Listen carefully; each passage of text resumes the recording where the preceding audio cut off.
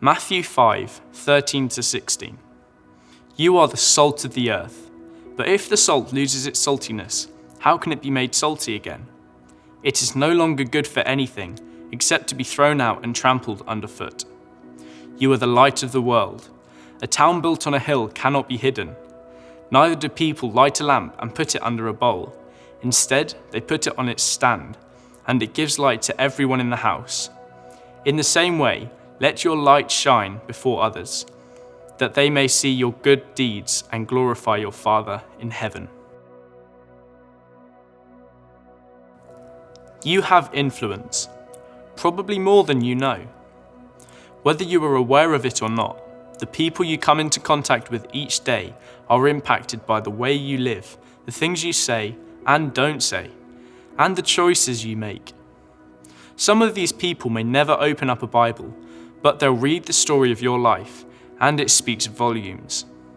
In today's passage, Jesus is sitting on a hill, talking to his followers. This bunch of people with fears and flaws, doubts and worries, and what he says is remarkable. You are the salt of the earth. You are the light of the world.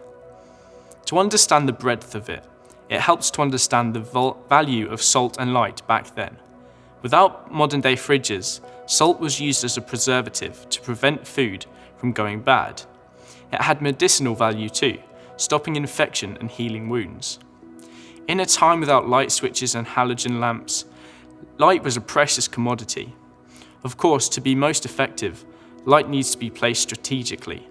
With something so precious, who would light a lamp and then hide it under a bucket?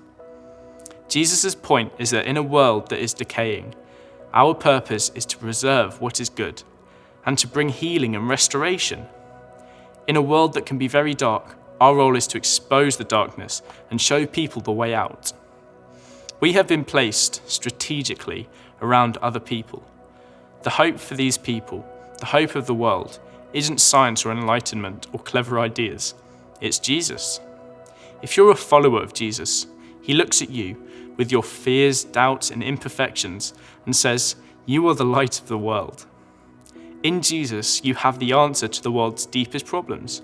Are you hiding that light, or are you sharing it? What sort of things stand in the way of you sharing what you know about Jesus? How could these be overcome?